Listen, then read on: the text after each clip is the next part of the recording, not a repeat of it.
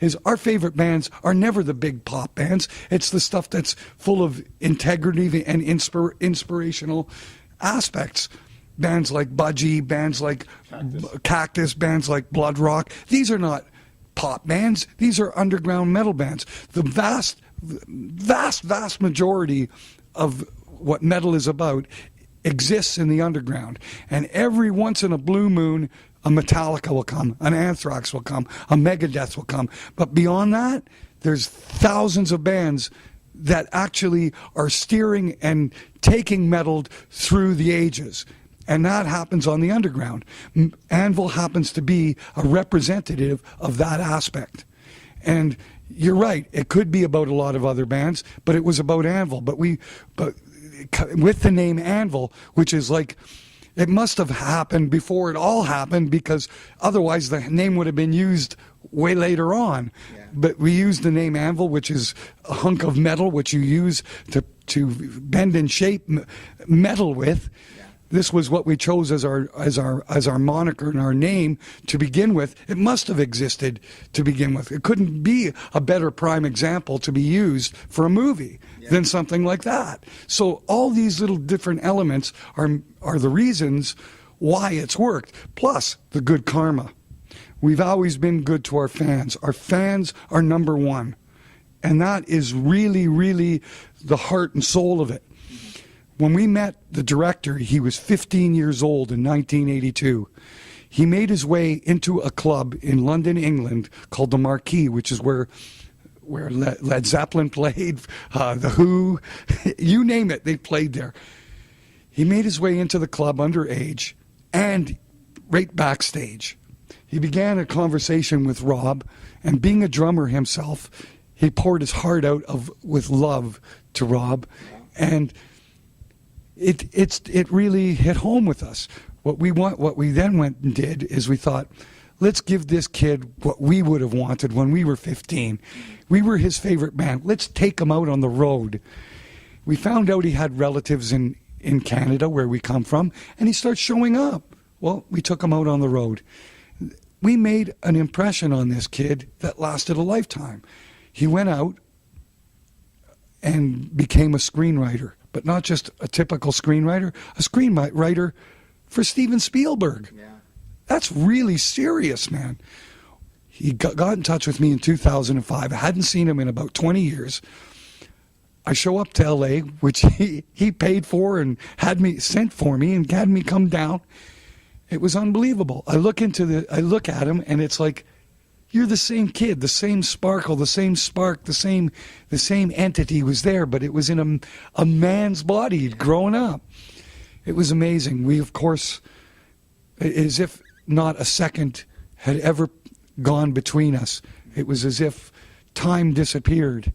And he was so enthralled and inspired to find out that we'd never stopped, and that we still have the same belief in what we do as we did when he was 15 years old. He goes, I got to make a movie about this. Yeah. And you two guys are real characters, you know. He says, you guys are going to make amazing subjects. He was right. His intuitions were right on. Right. Rob, what did you feel about it when you heard that he was involved? I mean, did you think, were you really excited about it, or were you a little bit skeptical? Or I wasn't skeptical. I just pondered the thought, well, this is great, a big Hollywood movie. This is bigger than metal. Everybody outside of metal will be able to experience this, but who the hell knows who Anvil is? That's kind of what I thought. But I was into the project, but that was my only thought. And here we are.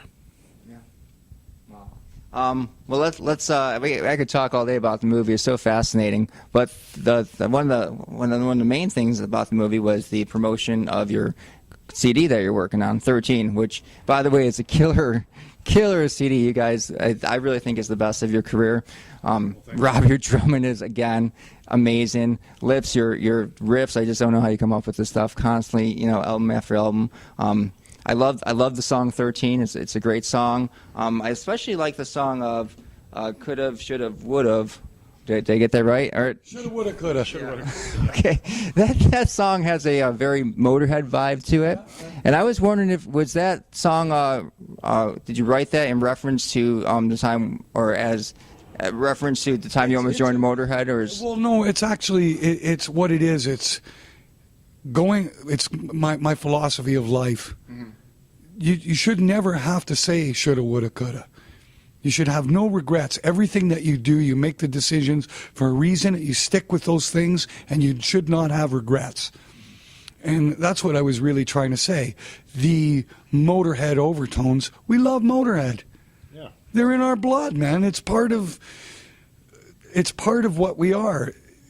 See, I believe that what Anvil kind of is, it's sort of a capsulation of all the middle forms of metal and hard rock, and we derive a lot of our influences from the original formats, from the Deep Purple, from Black Sabbath, from Motorhead, from Uriah Heep, from all the stuff where it all came from, and we have our way of utilizing those influences and making them our own. But yet you can still, it's transparent enough in our music that you can hear it, which is quite enjoyable to the average metal fan. So it's kind of it's metal. It's almighty metal. It's what it is, you know. Right.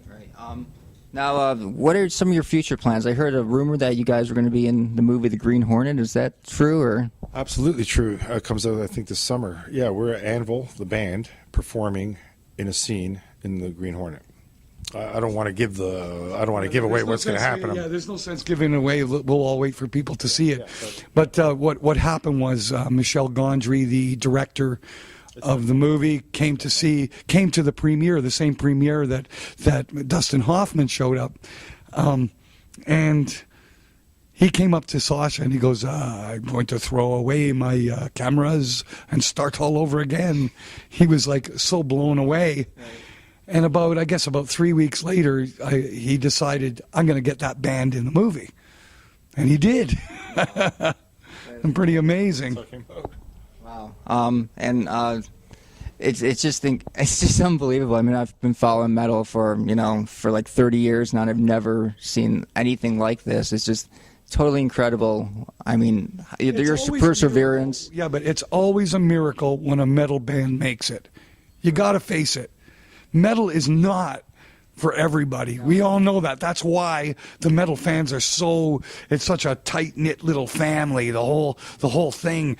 How dare you can't dare go commercial. You can't become like a pop band. It's against the metal rules. Yeah. And when we see it happen in a natural way, and not because of going pop, but because of doing it for the real reasons, much the same way like Metallica did. All of a sudden, people started realizing, hey, Metallica, cool. And then everybody started checking it out. But they didn't change or manipulate their music to attain that notoriety. Right, yeah. And that's the same thing that's happened here. It's a miraculous thing. It doesn't happen every day. And it's a great thing. Well, I guess I don't want to take up too much of your time, but my last question is, you guys are now playing as a three-piece. How have the dynamics of the band changed, and are you going to continue as a three-piece, or have you thought about bringing on another guitarist? Well, what we found, what I found was, and yeah, what happened when the guitarist, actually the guitarists, and I use that plurally, that we've worked with, was basically became redundant. It's like they're only doing what I'm doing. Why?